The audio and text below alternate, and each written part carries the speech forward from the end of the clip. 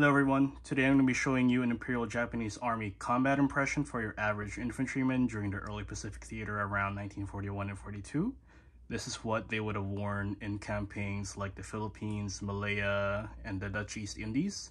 So for a typical combat kit, they would of course bring whatever is necessary to sustain him for, let's say, 2 to 4 days of combat operations without resupply, since they would often outrun their logistics, which were still heavily dependent on horses or mules. So let's start with the headgear first. So we have here a Showa 13 or model 1938 field cap. This is a reproduction by Furuta Kaya on Facebook. So of course you have the little attachment slots here for the havelocks or the neck curtains. And then the earlier ones usually have a more khaki color. Around 1941, they start introducing the more darker green color for the field caps. Then we got the standard issue Type 90 steel helmet. This is actually an original shell that's been refurbished by a Japanese company called Nakata Shoten. Unfortunately, they don't sell these anymore since the 90s. And then here we have a liner from Hiki Shop and a chin strap from Hiki Shop as well. And then the helmet net is from a Japanese vendor called Sakurai, and unfortunately it's quite hard to get from him unless you have a contact in Japan. Then here we have the 1938 sun hat. So this is a commonly issued piece of kit during the early part of the Pacific Theater. This is made out of a very flimsy woven grass. This is not meant as head protection. It's meant to protect you from the sun and meant to keep your head cool during the hot and humid environment of the Pacific. And not a lot of these survived the war, so this is very expensive and rare to find. And this is a 1938 dated piece as well. So it's a very early production of this sort of sun hat. Moving on to uniform, in a lot of period photographs and footage of the campaigns in the Philippines and Malaya, you'd see a lot of guys just wearing these. These are not their main tropical tunics. These are just their undershirts that they'd wear underneath their Type 98 tunics. Of course, it's very hot in the Pacific, so a lot of the times you just see these guys just wearing the undershirts.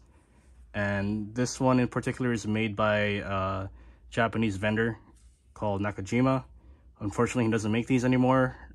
These are a quite thin and breathable cotton material, so it's perfect for the Pacific. And then underneath the sleeves here, you have a little vent holes for the armpit, underneath the armpit. And then here I have my Heitro rank or Lance Corporal insignia. This is made by Furuta Kaya as well. And then a lot of guys, you'd see them wear their collars open, but you could also close the collar when you're wearing it underneath your Type 98 tunic. Here I have an original underwear trouser that a soldier would wear underneath their main trousers. It may seem like a stupid idea to wear these in a hot and humid environment, but they do have the added benefit of an extra layer of protection when you're kneeling or crawling on rocky or harsh terrain. If you're wearing shorts or half trousers over these also help keep mosquitoes from biting your legs. These are made out of cotton, and then in the interior lining here, it's a softer type of cotton, so it's actually comfortable to wear. Instead of buttons, these use a tie strap, so you tie it around your waist, and then you have a big opening here, so you don't have too much trouble using the bathroom. Then we have the Type 98 trousers. This is a reproduction by S and Graf in Japan. Instead of using suspenders or a waist belt, the Japanese have these integrated straps that you tie tightly around your waist, so it helps keep the pants from sagging when you're moving around. And at the end of the trouser here, you have these ankle ties, so it helps keep the trousers flush against your ankle area, so it helps make putting on puttees quite easy. For socks, I have these generic white cotton socks that are long enough to cover the trouser ties, so when you're putting on puttees, it's much more neat. For putties, I have an original 1938 dated pair, which are usually gray-green color. For boots, I have a reproduction pair of Showa 5 or 1930 boots from Faisal Anwar on Facebook. And the shoelaces here are from Furutakaya. And I've been wearing these for the past 3 years, so they're quite well worn. And you can see here that the hobnails are almost gone. So I probably need a new pair of boots. For leather equipment, I have a set from Hiki Shop. These are the early coat pouches. So these types of pouches are probably the most common pouch you'd see during the early Pacific Theater. Each of these hold 30 rounds, and to open, you just undo this latch here. And then you got 15 rounds in each cartridge boxes with 3 clips. And I have original clips here with some blanks. And if you want to open a cartridge box, you just tear off the lid using this piece of cloth. And then these cartridge boxes are made by Hasegawa Shotai in California. And these cartridge boxes help make refilling these pouches quite easy. And it also protects your ammo from the environment, so these won't rust.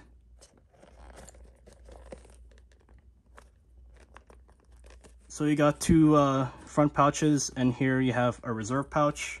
So in your reserve pouch, you have 60 more rounds. So if your front pouches are empty, you can just pop these out using the little holes here, and then just grab them like so.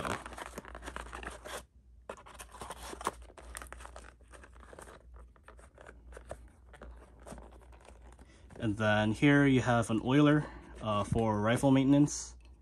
Then you just unscrew the slit here. And here you have a little brush. And for the brush, I just used a little piece of cotton.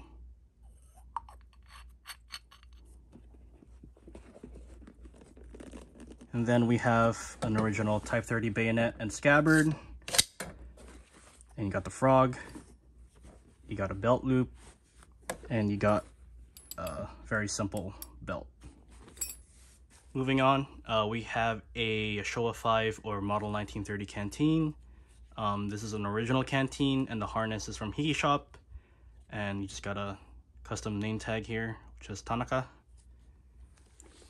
And then here we have a Showa 7 or model 1932 haversack. This uses the tension clasps here, and you got a hook here. This is made by Sakurai, and the later models usually have a string tie, and the earlier ones come with a leather strap. Then here is a Type 95 gas mask bag. It's also a reproduction by Sakurai. Unfortunately, it doesn't have the actual Type 95 gas mask in there, since they're also quite expensive and rare. Japanese soldiers also typically brought these to frontline use. They never threw out the gas mask or used it for anything else. And then here is an entrenching tool. So this comes with a canvas cover, and it has a rope sling to go over your body. And you can also break it into 2 parts, and you just put the handle through here, and you just tie the rope around so it doesn't fall apart. And then this is a reproduction from Kokomomo on eBay. And then you have a body net that you of course wrap around your body for camouflage, and you can stick foliage into it. This is a reproduction from Hiki Shop. And then here I have a sweatband from Nakata Shoten. So here we have a shelter half pack. It's basically an improvised backpack that contains the necessary equipment for a soldier's combat operations. So let's take a closer look as to what they would have packed in the shelter half pack and also their haversack. Although the haversack looks quite small compared to its contemporaries, you can fit quite a lot of stuff in here. So let's open it up. Let's undo these clasps. And then, so in here, you have the neck curtains or the havelocks for your field cap. This is a reproduction by Furutakaya. And then you got some generic white gloves. These are meant to protect your hands from rocks, mosquitoes, and also prevents your hands from getting burnt if your rifle gets too hot. And then here we have even more cartridge boxes. I've got 4 more in here for an extra 60 rounds of ammunition. And then you got some matches. Got some Golden Bat cigarettes.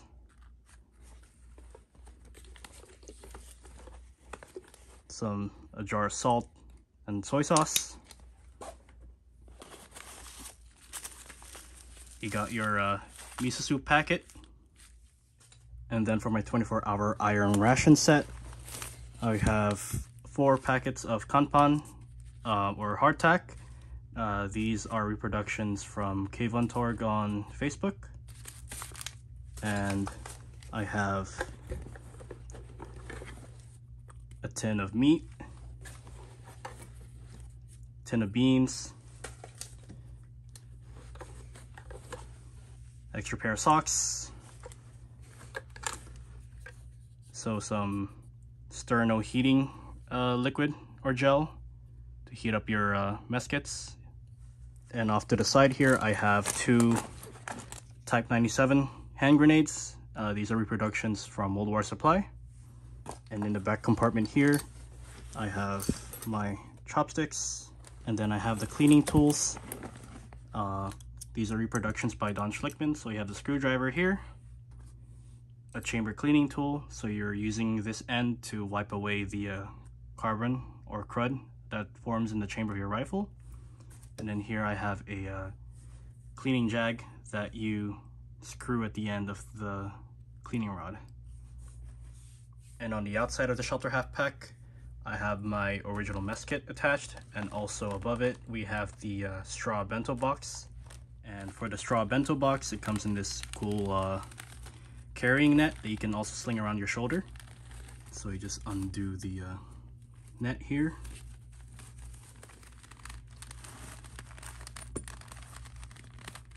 In the bento box you have your rice ration, which isn't completely made out of rice. It's 2 parts rice with 1 part barley. Barley is a good source of protein, which helps prevent a disease called beriberi. And on top here you have the pickled plums or umeboshi. It helps keep the rice last a bit longer, and it adds a sour flavor to what is a very bland dish. Normally you'd keep the rice in the mess kit, but in the heat and humidity of the Pacific, it's gonna spoil much more quickly in here. So most soldiers would prefer to keep it in their straw bento boxes. Inside the shelter half, I have extra rations. So in here, I have an additional 24 hours worth of kanpan. So there's 2 sets. And then I have a tin of fish, 2 packets of miso soup,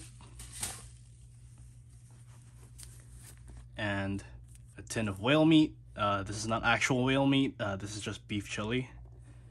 Here I have jikatabi, which are a secondary form of footwear that were standard issue along with your leather boots. They were mainly used as work shoes, but you often see them used in combat or garrison duties. I have an extra undershirt here. This is a reproduction also made by Nakajima. This is the closed collar variant of the undershirt. And then I also have an extra pair of underwear from Darcy Clothing. You have your Type 98 raincoat with a hood. And then here I have my Type 98 tunic. This is a reproduction tunic by Nakata Shoten. Here you got the white collar liner. This is also made by Furutakaya, along with the rank insignia. In the breast pocket here, you have your brass muzzle cover for your Type 38. This is an original. And in the inner pocket here, you have your triangle tourniquet. This is an original example. And then you have your shelter half stakes and tent poles, just in case you want to set up your shelter half. last but not least, we have the standard issue Type 38 rifle, which is chambered in a 6.5mm cartridge. The vast majority of the Army at the start of the Pacific War in 1941 were still equipped with these. They haven't been issued the Type 99 yet in large numbers, so a lot of units still had these at the end of the war.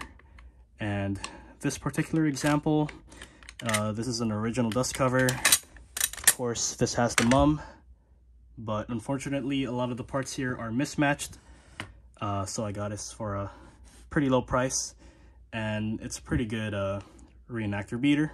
And I have a World War Supply reproduction sling.